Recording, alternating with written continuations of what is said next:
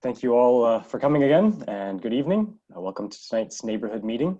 My name is Logan Jeffermans, and I'm a planner with the City of Barrie's Development Services Department. The focus of tonight's meeting will be on the currently proposed application for an official plan and zoning bylaw amendment along Mapleview Drive West between Bryan Drive and Veterans Drive. Please be aware we are recording this meeting for the public record. All information provided is being collected and will be used for the purpose of garnering your input, to respond to inquiries, and to be notified of future public meetings,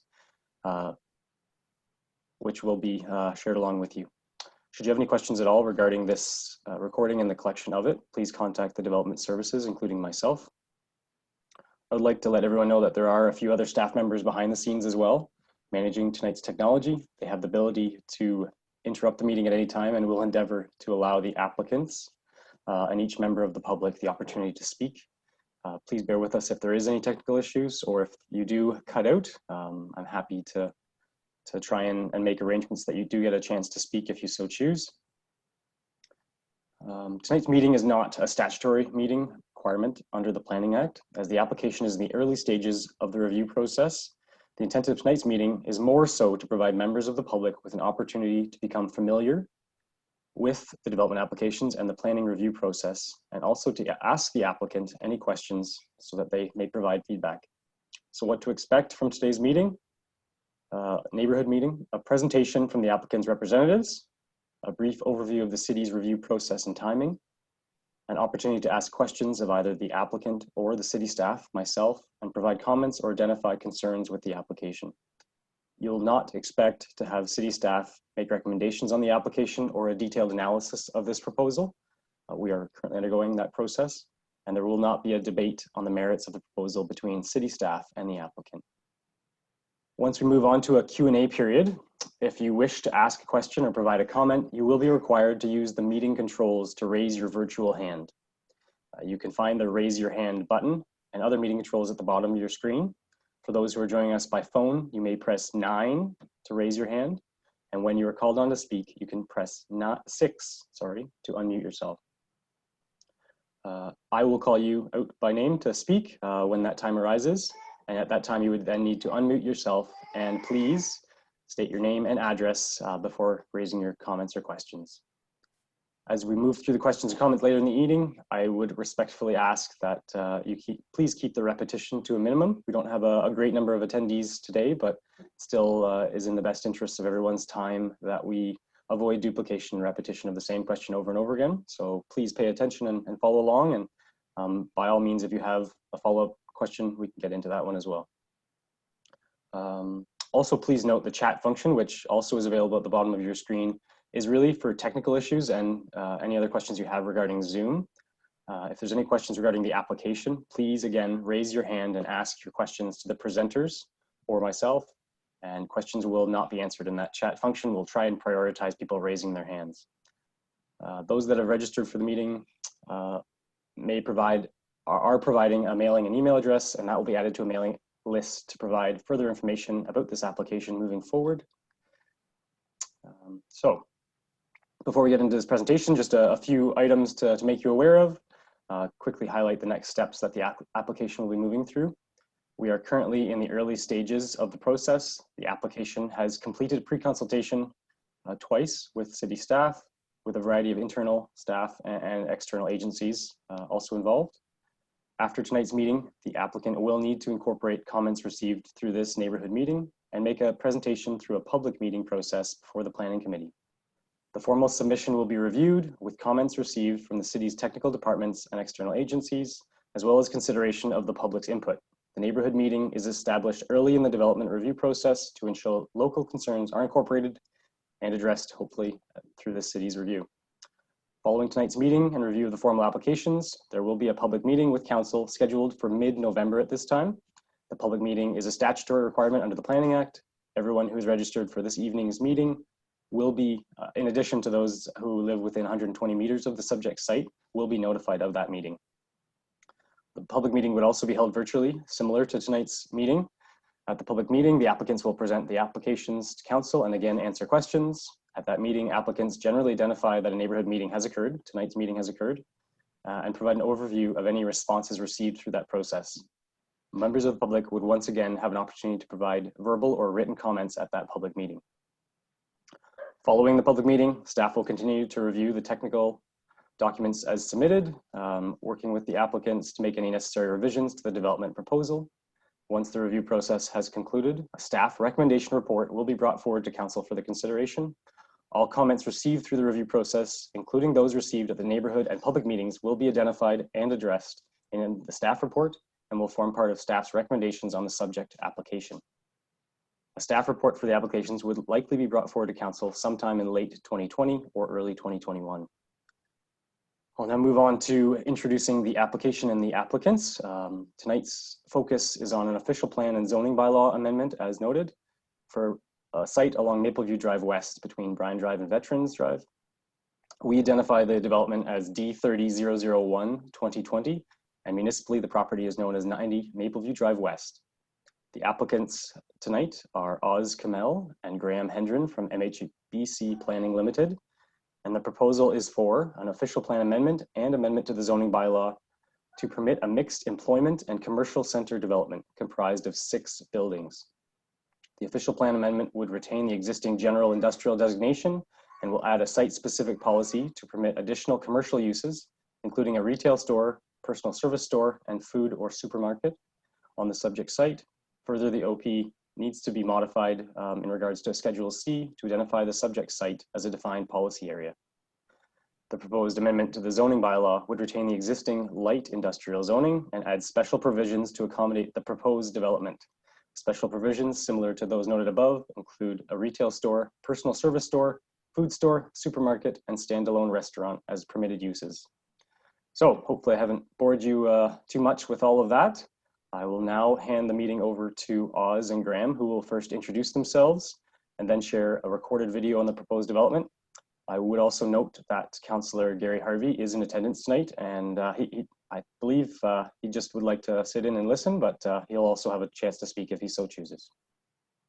So Oz and Graham, if you want to unmute your microphones and start your introduction and then presentation, we're welcome to it. Thanks, Logan. Good evening, everybody. Thank you for joining us today. My name is Oz Kamal. I'm with MHBC Planning. I'm a partner at MHBC.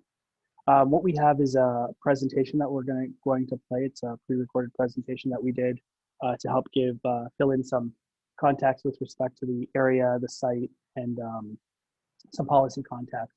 After the presentation, we'll go into a question and answer period. So with that, I'll turn it over to Graham and Phil. Start with the presentation. Thanks, Oz. And hi, everyone. Again, my name is Graham, and I will be starting the presentation here momentarily.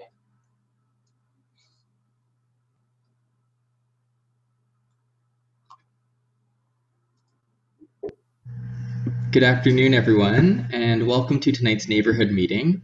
My name is Graham Hendren. I'm a planner at MHBC Planning, and I'm joined tonight by Oz Kamal, a partner from our Burlington office. As Logan mentioned, tonight's meeting focuses on the proposed redevelopment of the site located at 90 Mapleview Drive West, and we are pleased to share some information with you tonight on the proposed redevelopment on behalf of our clients, Plaza Retail REIT and Tiber Properties. So tonight's meeting will focus on the proposed official plan and zoning bylaw amendments that have been submitted to the city in order to facilitate the site's redevelopment.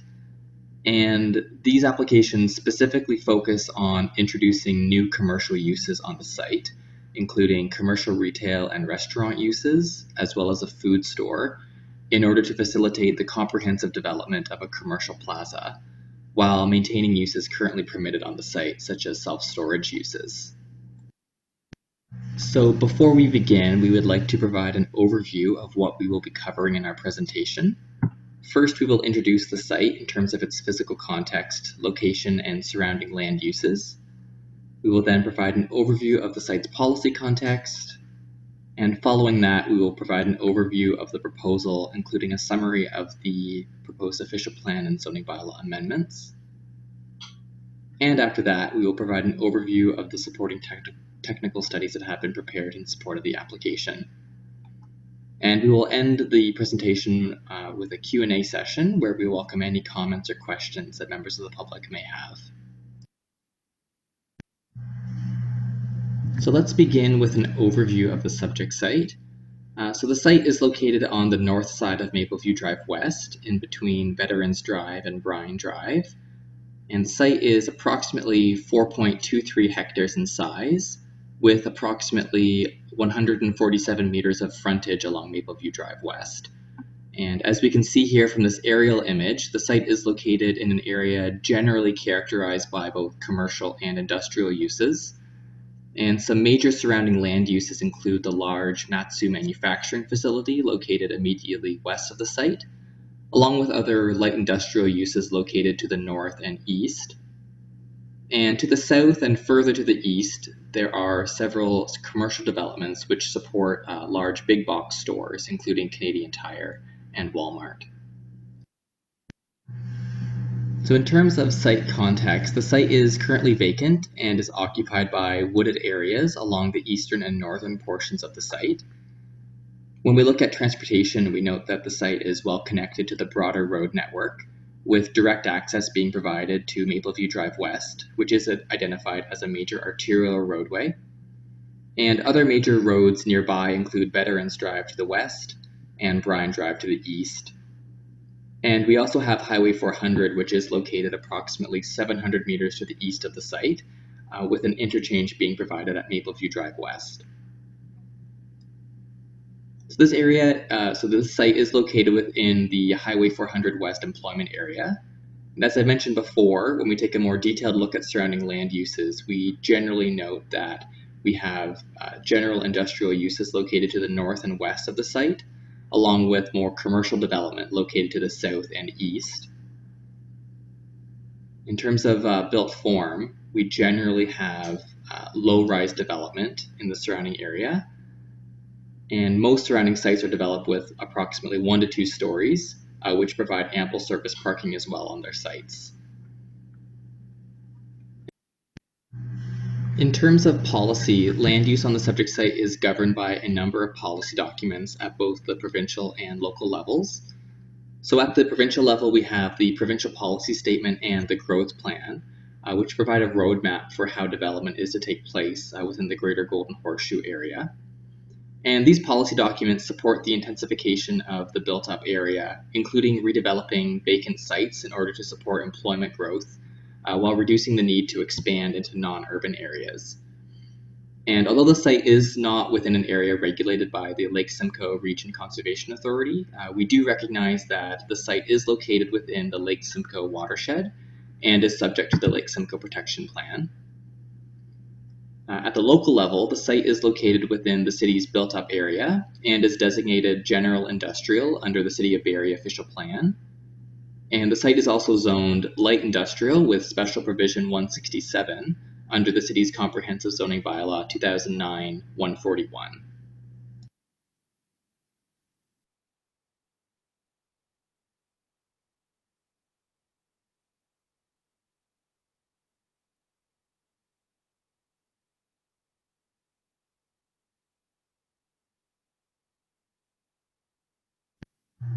Looking at the city. Looking at the city.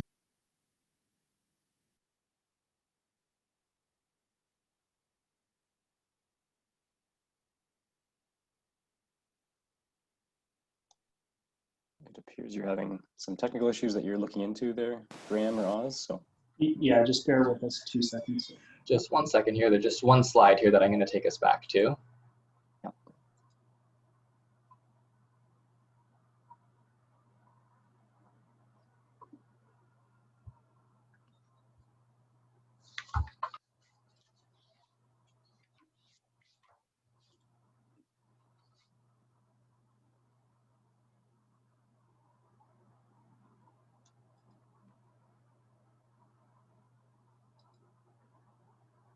Sorry about that there, everyone.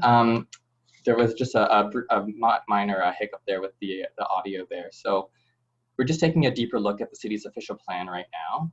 And the map shown here on the slide is Schedule A, showing the land use designations in the city's official plan. And as we can see here, the site is designated as general industrial and is considered to be within an employment area. And the predominant use in the general industrial area includes a mixture of manufacturing, processing, servicing, storage of goods and raw materials, industrial warehousing, and other similar uses. Commercial uses which serve the industrial area, such as a restaurant or as part of a multi-tenant building, may be permitted.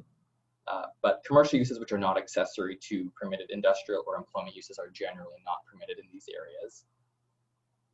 Now, as part of the city's official plan review, an employment conversion request was submitted to the city in 2019. And this was reviewed by staff in their employment land conversion evaluation memorandum dated May 25th, 2020. And as part of this review, staff mentioned that they support the proposed uses through a redesignation to a non-industrial employment category. And as such, this does not constitute an employment land conversion. All right, so with that, we should be able to jump back into the pre-recorded presentation there.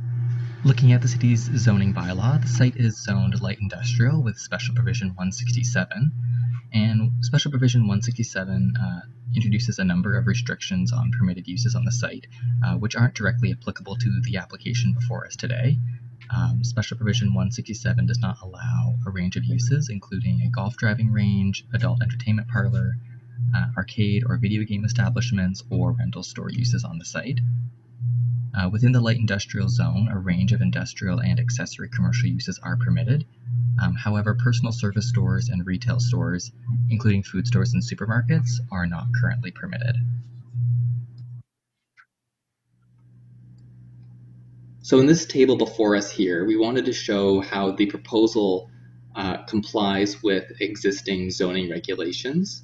So apart from introducing new uses on the site, the proposal does comply with all existing zoning requirements in terms of required lot area, lot frontage, front, side, and rear yards, lot coverage, maximum building height, landscaping requirements, and also minimum required parking spaces.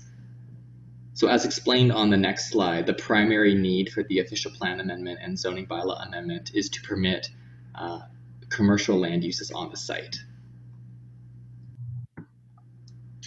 So as part of this proposed redevelopment, we have submitted an official plan amendment and zoning bylaw amendment to the city for their review. And the proposed official plan amendment will retain the existing general industrial designation and will add a new site-specific policy for the site to permit additional commercial land uses on the subject lands. And the existing general industrial designation policies that apply to the subject lands are proposed to be amended by adding commercial uses including retail store and personal service store, as well as a food store and supermarket as permitted uses on the subject lands. So the proposed official plan amendment will also involve modifying Schedule C of the official plan to identify the subject lands as a defined policy area. And similarly, the proposed zoning bylaw amendment will retain the existing zoning that applies to the site. However, it will add a new special provision that is site-specific to the site to accommodate the proposed redevelopment. And the new special provision will include the following. So it will add retail store, personal service store, food store, and supermarket, as well as standalone restaurant as permitted uses on the subject lands. So these next few slides will include a summary of the proposal itself. And this official plan and zoning bylaw amendment application has been submitted concurrently with a site plan application to facilitate the site's development. And our client is proposing to comprehensively redevelop the site into a mixed commercial and employment plaza, which supports a variety of both commercial and employment uses. And the proposed development contains 6 separate building footprints, which will support a variety of uses, including both self-storage uses, retail uses, restaurants and food store uses, along with some other permitted employment uses as well. Taking a quick look at some site statistics, currently we have a proposed gross floor area of just over 19,000 square meters. As you can see here, there is a large central parking area, and this will provide parking for approximately 533 vehicles, and 18 of those spaces are proposed to be accessible. And a total of 30 bicycle parking spaces are also proposed on the site. And access to the site will be provided by two driveways from Mapleview Drive West. So the primary entrance would be provided at the existing signalized intersection, just opposite of the existing Canadian Tire Plaza. And then a secondary entrance is proposed along the western portion of the site there, which will provide access along the western side of the site and towards the back and rear of the site as well. We would now like to quickly walk through each of the proposed building footprints. So outlined here on the screen is Building A, which is located along the frontage of the site along Mapleview Drive West. And this is proposed to be a one-story standalone restaurant with a drive-through.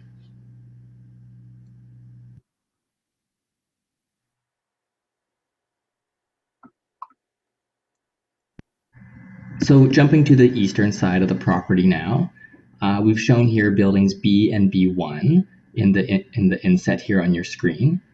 So building B is located to the north here, and this is proposed to be a one-story multi-tenant retail store. And south of that is building B1, which is proposed to be a one-story standalone restaurant. And our client is proposing a patio along this building here, along Mapleview Drive West, in order to liven up the streetscape. So jumping back over to the western side of the site here, we have Building C, which is proposed to be a one-story multi-tenant building, which will include a food store and possibly other retail uses as well. Jumping towards the rear of the site here, we've shown Building D, and this is proposed to be a one-story building. And the uses in this building are proposed to include a mixture of both retail uses along with permitted employment uses, including a fitness center. And lastly, also towards the rear of the site, we have Building E, which is proposed to be a 6-story standalone self-storage facility. So we would also like to provide an overview of the proposed built form on the site. So the next few slides, we've included some extracts of the building elevations that are proposed. So here we have shown the building elevations for Building A, the proposed standalone restaurant with a drive-through. So here we have up top here the south elevation. So this is how the building will be seen from Mapleview Drive West. And below that, we also have the east elevation for the building. So this is how the building will be viewed from the internal parking lot on the site. So similarly, we have shown here the building elevations for buildings C and building D. So up top here, we have the east elevation for building C, which again is proposed to support retail uses along with a food store. So this is how the building will be viewed when looking from the internal central parking area. And at the bottom of the screen, we have the south elevation for building D, which is proposed to support retail uses as well. And this elevation shows how the building will look when viewed from the central parking area as well, and also how the building will look when viewed from Mapleview Drive West. And on this last slide of building elevations, we've shown here buildings B1 and building B. So the elevation for building B1 is the south elevation. So this is how the building will be viewed from Mapleview Drive West. Below that, we have the elevation for building B, which we've shown the western elevation. So how the building will be viewed from the internal parking area. And on the right-hand side of your screen, we have the elevation, the south elevation for building E, which is the 6-story self-storage building. And this shows a 6-story building with an active ground floor, which also includes 2 loading spaces to service the building. So a number of technical studies and plans have been completed in order and have been submitted to the city in support of this application. And I won't go through these documents in much detail, but I did want to let everyone know that these documents are available on the city's website to review. And if you have any issues locating these sites, please feel free to send an email to either myself or Oz, or also Logan at the city, and we would be happy to help you locate these documents on the city's website. And we encourage everyone to review these reports and ask Oz and I any questions you may have. with any information contained in these reports and plans. So that concludes the overview of the proposal on the site. And now we would like to open up the question and answer period. So please feel free to ask any questions or comments that you may have, and Oz and I would be happy to take those and address them as best we can.